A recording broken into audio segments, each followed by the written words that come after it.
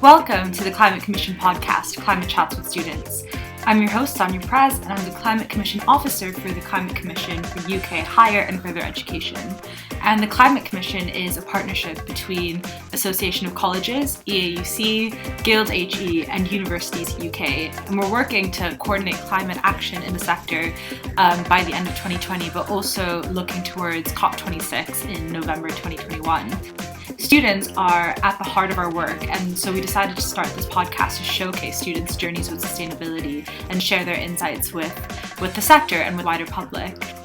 Today's episode is Climate Chats with Eugene Boadu. Eugene is a PhD student at Keele University who is researching climate change, mitigation, and adaptation in sub-Saharan Africa, and he had some really interesting insights to share about his journey, and I hope you enjoy. So welcome to Climate Chats with Students, and I am here with Eugene Boadu, who is a PhD student at Keele University, and Eugene is doing research in climate change, mitigation, and adaptation in sub-Saharan Africa. Thank you so much for joining us, Eugene. Thank you, Sonia, for the opportunity. I'm grateful. And how are you doing today? I'm good, yeah. The weather is better now. It was raining in the morning, but I can see the sun outside, so I'm happy. Oh, that's so great. Yes, I'm in Edinburgh and it's actually quite sunny, so I think I might go outside after and read in the park or something. Oh, okay, that's great. Yeah. So I think that you have a really, really interesting background. And so my first question is, so you're studying you're doing research for a PhD in climate change adaptation and mitigation. And so I just wanted to know, how did you sort of end up in this position? What was your education journey prior to your PhD? So I did a bit of research. I went on your LinkedIn and I found that you studied business before your PhD. So if you could just guide us through this journey to where you are now, that'd be great. Yeah, I did my undergrad at Staffordshire University in international business management, and right after that I went to University of Birmingham to do my master's MSc in management strategy. And I would say I always knew I'll do PhD because I always have the desire or the dream to be in academia or lecture or do research. So PhD was no brainer. So right after it's sequential. Right after my PhD, right after my master's, I was looking around for a suitable PhD, and what happened was I finished my master's in September 2017. So I knew I wanted to do a PhD, but with PhD, either you work with a topic that's been proposed by the supervisor of the faculty, or you come out with your own topic. With me, I really wanted to work on a topic that's personal to me or something that I feel I can make an impact with. In 2017 November, after my master's in September, I traveled with my family to Ghana on a holiday. And the town that my family house is in, the industrial town of Ghana, where we have a lot of multinational companies, mainly they do manufacturing. So I would say the light bulb moment happened when, before then I'd seen on the news about climate change. That was basically, as at that time, if I will admit, my idea about climate change or sustainability was the little I see on the news that climate change is happening. I didn't have much details because my background was in business, and I was looking at researching anything to do with international business, but that was my focus. So when I saw in my hometown of where the industries, where the manufacturing, the multinational companies, it just occurred to me that I've just seen on the news back in the UK that company A, company B are doing this in terms of, for instance, let me just use Sainsbury's.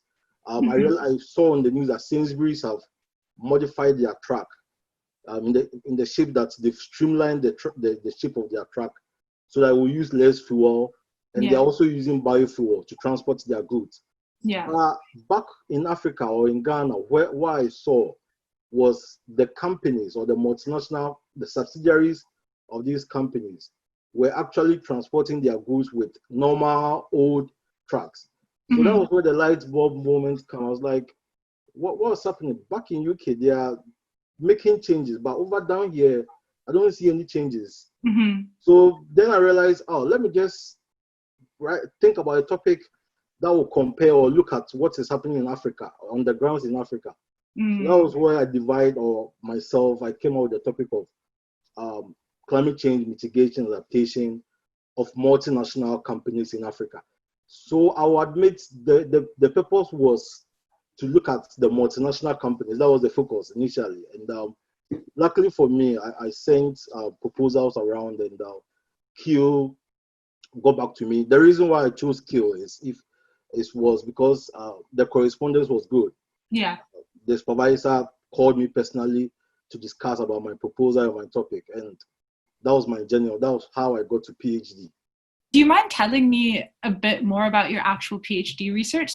Yeah, the research, the topic that I'm working so far is, even though PhD topic changes every time, but the current topic is, I'm looking at the climate change, the strategies of multinational companies, the subsidiaries of multinational companies in terms of how they are mitigating and adapting to climate change in Ghana. Even though sub-Saharan African is the case, is the whole Pakiba, Ghana is the case study, and the intention is to extend it to other countries within the sub-Saharan Africa after my PhD. Mainly, I'm looking at how subsidiaries of multinational companies, how they're able to devise strategies for climate change mitigation and adaptation, and how they're able to implement these strategies for climate change mitigation and adaptation, and also the impact of these strategies on the community that they work in, or in Ghana as a whole.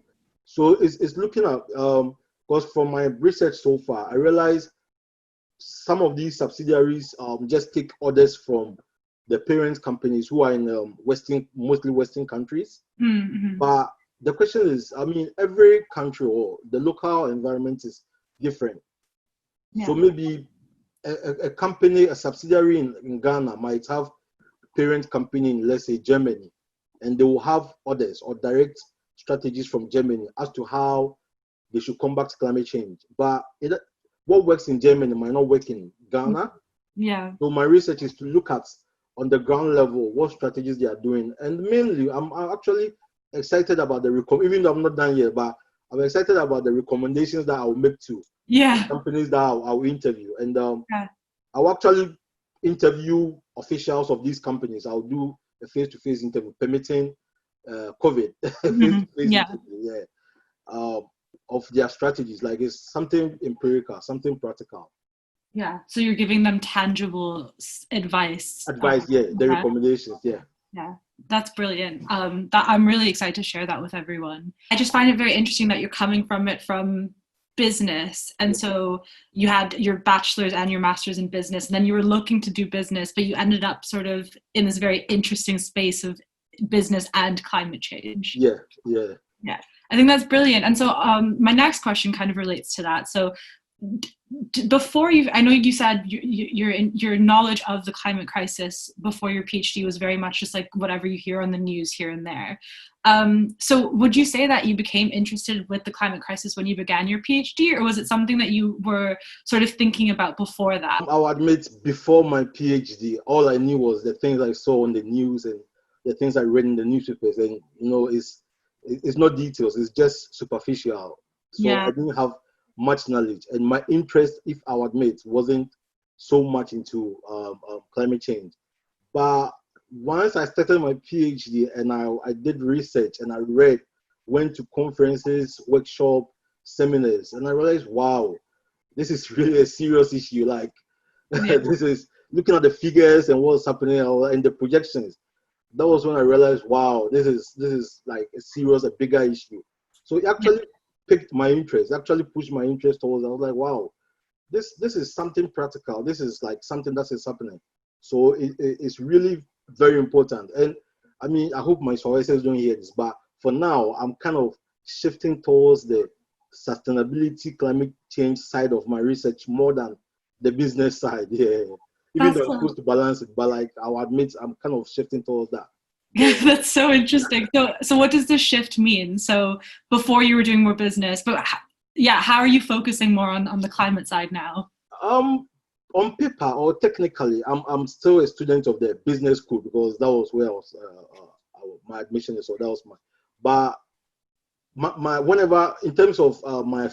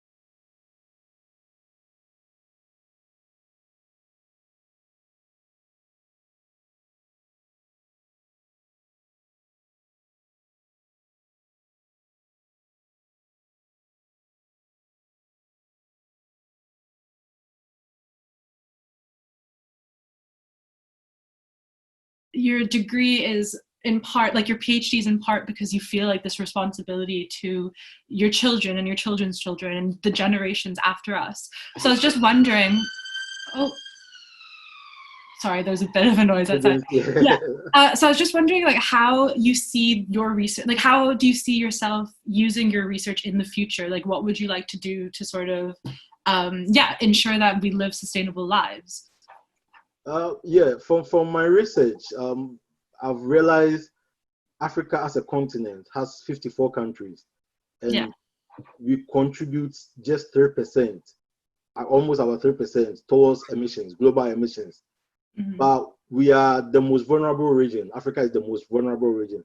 Mm-hmm. So at the moment, for my little research, I realized apart from we being at the forefront of the impact of climate change, there is lack of awareness, if I'll be honest, because I went to Ghana last year, May, and I spoke to a friend who works in the Environment Agency, and that's the government agency in charge of environment, everything got to do with environment in Ghana. Yeah. And after speaking to him, he was my friend back in Ghana, speaking to him, I realized there is lack of information, there is no sensitization. People are not aware climate change is happening, even though we are the forefront.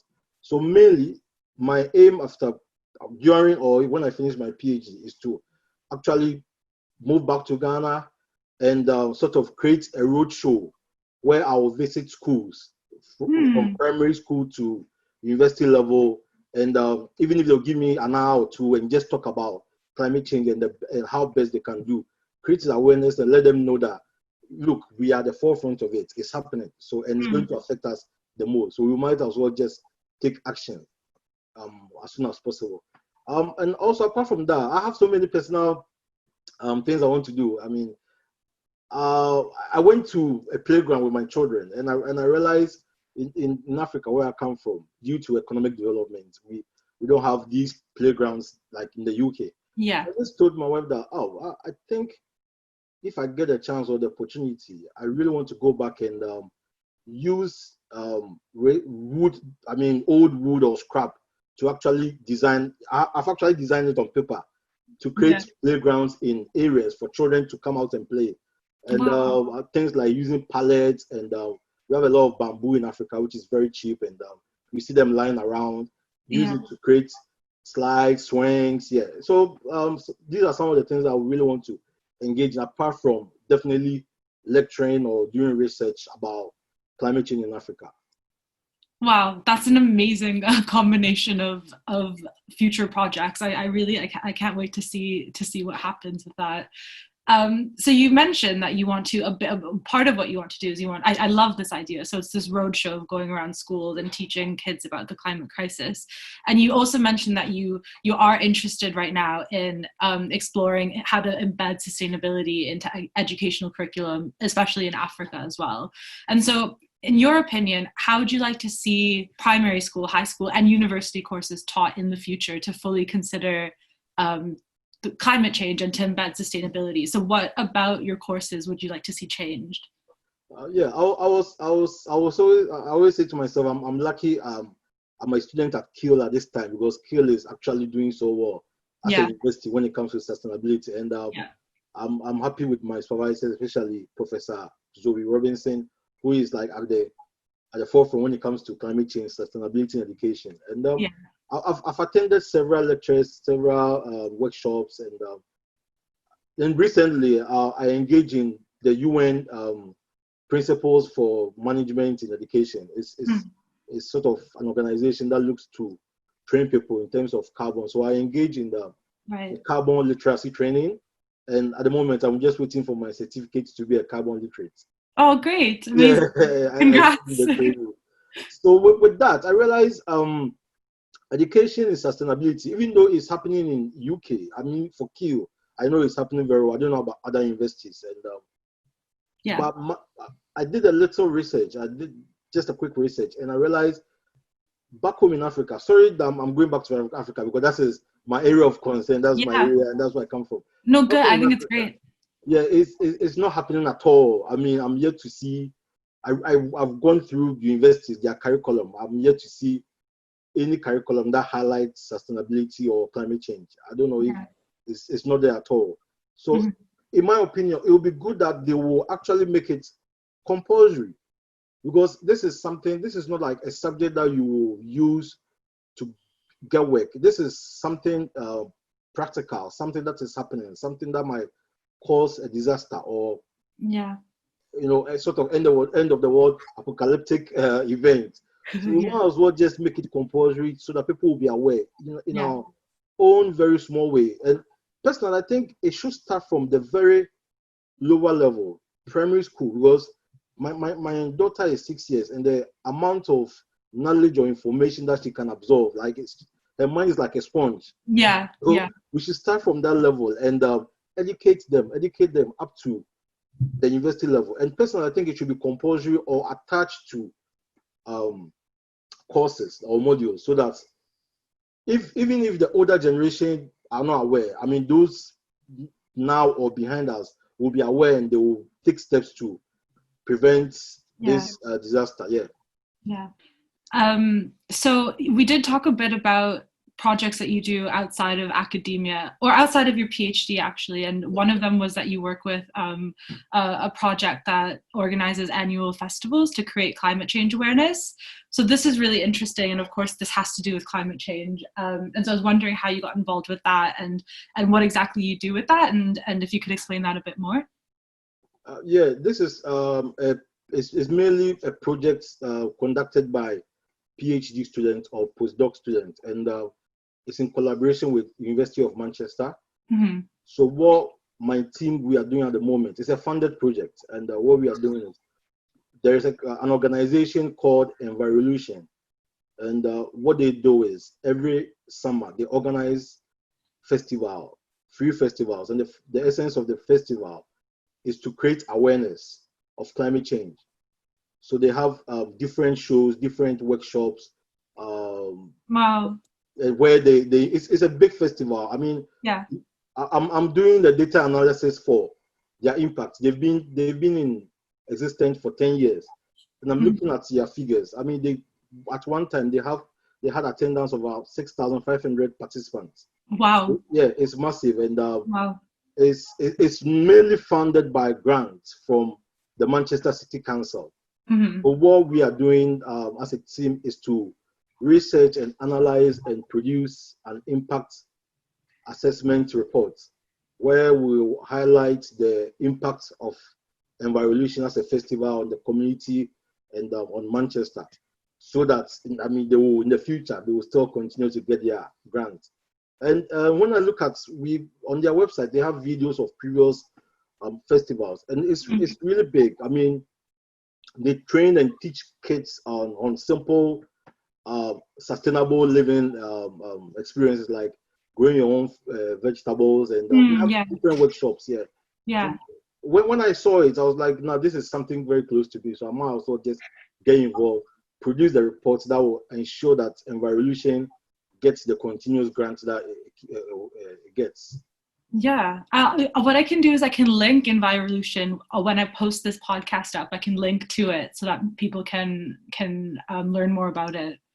That would be great. That would be so great, because at the moment, as I speak to you, we are conducting a survey and we are waiting for responses from people who have attended the festival over the last 10 years. So that would be very great. Thank you so much. And where do the festivals take place? For now, for the last 10 years, they do it in Manchester. Normally, they do it in Plattsfield Park. And the essence is they want to, when it comes to climate change, there is this perception. I mean, it's been reported that people think it's something got to do with the middle and upper class. Yeah. Yeah, so the Envirolution actually targets those who are not so much engaged, like the disengaged community. They target such community in Manchester to inform them and create awareness. Yeah, so it makes it easier for people who have other things to worry about, essentially, to also know more about the climate crisis. Exactly. Yeah, that's it. Yeah, that's great. Hopefully, once COVID is over, I can try and come to one of them in Manchester. Yeah, they do it every summer. It's massive. They have food stalls, massive, different workshops and activities to take part in. Yeah. No, this was really lovely, and I've learned so much from this 25-minute conversation.